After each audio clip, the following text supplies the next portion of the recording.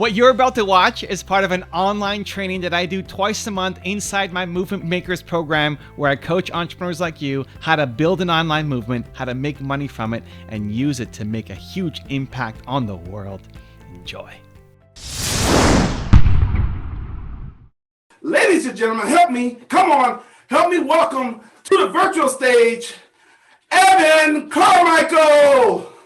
Movement Makers! Welcome, everybody. This is amazing. I'm super excited to be here. We've got a very special topic today, the 9-step ultimate coaching process.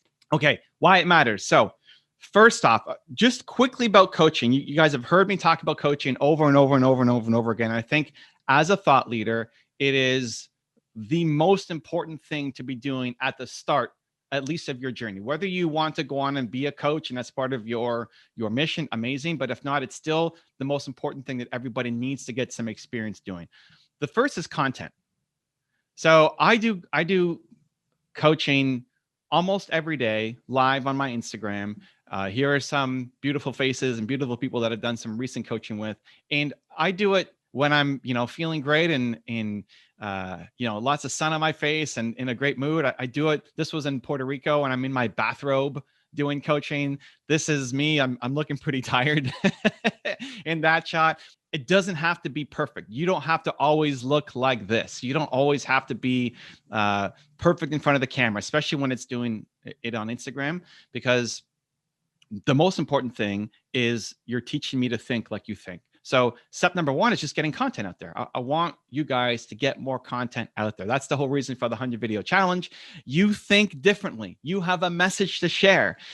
I want other people to understand your message. And so even more powerful than the thought leadership template that we've talked about before, that's in Built to Serve, is you showing me the results that you can get somebody. That in having a conversation with you, somebody's eyes bug out and say, holy cow, I can't believe that's possible. And you're changing that person's life. And then you're also changing anybody else who's watching. They get inspired to say, maybe I can make a change in my life as well, because you had that conversation. This is the number one piece of advice that I'm giving all the big names that I work with, to say, I need more coaching videos, not just you talking a video. All the guys, and the ladies who you see on YouTube and you love and you follow, all of them, I've likely had a hand in helping their channels grow, and I'm telling them to do more coaching as the biggest strategy for 2021. It's also a lot easier for people to show up, for you to create content, than to try to memorize a script and just talk to a camera. It's a lot easier to talk to somebody. When you feel like there's somebody in front of you and you're helping them, it's a lot easier to do it. And you just ask, hey, how can I help? You don't have to memorize anything. They're bringing you the content. So this is an easy way to get content out there, to start spreading your message, your mission. And again, hopefully people are asking you questions around what you know about, right? When I go live on Instagram and people come in, they're not asking me like, how do you braid your hair? Right? They're asking me things around entrepreneurship and personal development, like things that hopefully I'm an expert at. I know what I'm doing. Next, it's also the fastest way to make money. So if you guys are in the early stages and you're trying to turn this into a full-time business, you want to be able to quit your job and start making more money for you, your family, it's the fastest way. Before getting to speaking or books or courses or anything else, it's the fastest way to actually start making money in your business. It's trading your time for money. It's not as efficient, but it's the fastest way to start bringing money in. So this is a picture of Fonda White, who he joined my live stream on YouTube. Every 4 times a week, Zan, Drew, and I go live on YouTube answering people's questions. And Fonda came in and we challenged him to do some outreach and DM people on Instagram. And he tried it. And he just started DMing some people on Instagram. And he got his first coaching client who signed up for 6 months of coaching with him. He told us last night he doesn't even want to be a coach. And that's not part of his long-term ambitions. It's like, here's a guy who doesn't want to be a coach, who's getting coaching clients just by doing DMing on Instagram. So we've got a picture of Terry Wade Thompson, who's here in the house as well. We love you, Terry, because in Built to Serve, page 194 is the strategy. It's called the Fast Path to Freedom. So it's the DMing strategy of how do I get people to sign up for my coaching services. It has scripts, it has examples that's in there. And that's what Fonda White was using to go off and get his clients. You can do it too. So it's the fastest way to start making money in your business, coaching. Next, you guys want to write books? People here want to write books. You want to be an author, you want to write books. If you do, before you write a book, coaching lets you know who you're talking to. So Built to Serve. So I'm here with Dean, who's a supporter of the book. Built to Serve basically is a result of all the coaching that I've done. It's a result of all the conversations that I have helping entrepreneurs. If you're writing nonfiction, right, which I think is where most people are at here, then coaching allows you to understand the back and forth. So here's what happens. When you have gone through something yourself, you want to share with the world, right? You've come through something, you've grown, you've learned. Now you want to share that with the world. How it worked for you is not going to be exactly how it works for other people. And so what you have to understand is that feedback that they get coming back to you is the thing that makes you a better author, a better coach, a better speaker, etc. So when you're writing a book, it's only a one-way conversation. That's the challenge. When you're writing the book, it's you only talking to them. There's no feedback. So you have to know what their feedback is going to be so you can write a better book. Most of what this book is, Built to Serve, is me knowing how people will react to the message. Here's the message. Here's the who I how. And then knowing how people respond to it and then dealing with those objections inside the book. So even if your ambitions are to be a great author, start with being a coach. One example that I shared on my live stream was Ben Shapiro, who, if you guys know him or not, he's a right-wing, I don't know, what would you call him? He's a personality, I guess, but he's also an author. And anytime he's writing a new book, he goes on tour across the US to different college campuses with his thesis of what he wants to write the book on. And he does these town halls, which basically become giant debate sessions. He basically wants people to poke holes in his arguments. It's like, tell me why I'm wrong. And what he does is use that feedback to strengthen his argument to then write a better book. So in the working with people and understanding what struggles they're facing and how they hear your message, it allows you to craft a better message as opposed to creating in a vacuum. Most authors create their book in a total vacuum, and then it doesn't land with people, and they don't end up having the success that they need.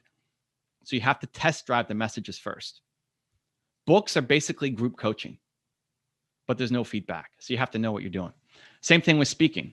Speaking is group coaching. Speaking is you're sitting there on a stage and maybe there's 10 people or maybe there's 10,000 people in the audience.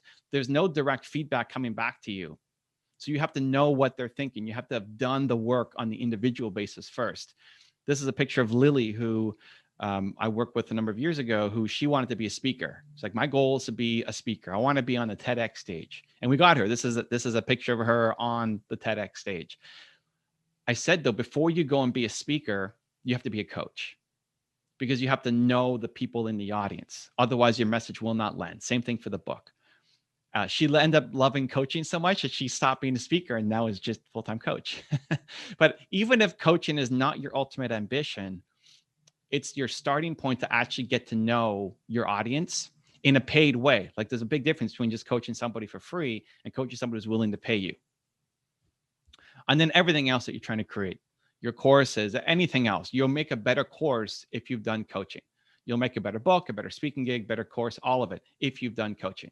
And this is a huge mistake that people fall into, is you start creating a course or you start making your topic for your speech. You haven't test driven it enough on individual people to help them get results. Your job as a speaker, as a course creator, as a book, is to help people get a result.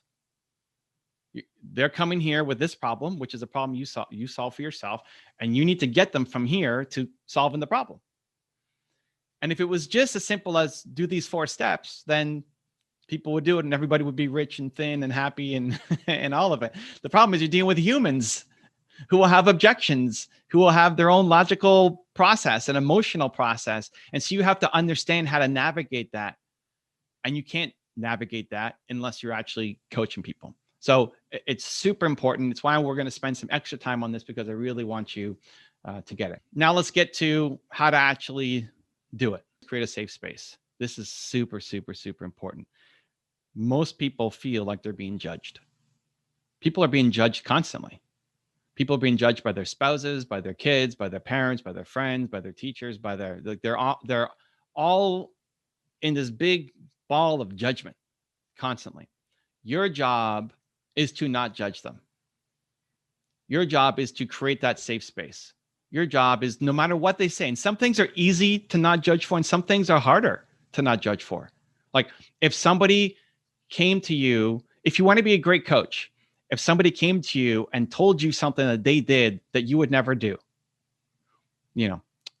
I cheated on my wife, as an example, right? Like that would destroy me. But I'm not going to judge them for that off the bat, because if they feel the judgment, then I can't help them. They're not going to grow.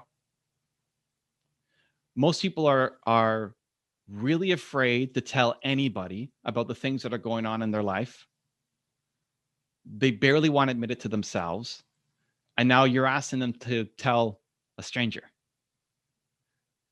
What ends up happening in a lot of these sessions is people will tell you things that they've never told anybody else. They will tell you things that they've kept hidden, that their spouses don't know, their parents don't know, their family doesn't know, like nobody knows. And now they're here telling you because you created that space for them. A lot of it is just in the intention. It's how you show up. It's the vibe. It's even look at how we started Movement Makers. For those who are new here, you join early, you see Zen, welcome everybody, playing some music. He's got the happy song on. When I first joined, he had Caribbean music going. It's like, it creates the stage. So what's the stage that you're setting for people? And it's just how you show up. If you're showing up, angry, then they're going to be a little more on guard. If they feel any kind of judgment, they're going to feel a little more on guard and not share what you need to share. One of my favorite exercises to do, and I forget who taught me this. It wasn't around coaching even. It was just a recipe for happiness, is imagine you love this person. And this is what I would do and still do when I'm walking down on the street and I see some stranger. In my head, as a quick 2-second exercise, I love this person. It sounds really weird and cheesy, but if you imagine this person walking down the street, it's like, I love this person. You just show up differently. Instead of like head down in your phone, trying to ignore everybody, it's like you're a little more happy and you might give a smile. Doesn't mean you go up and like hug some total random stranger and have them punch you or something. But that intention shift makes a big difference.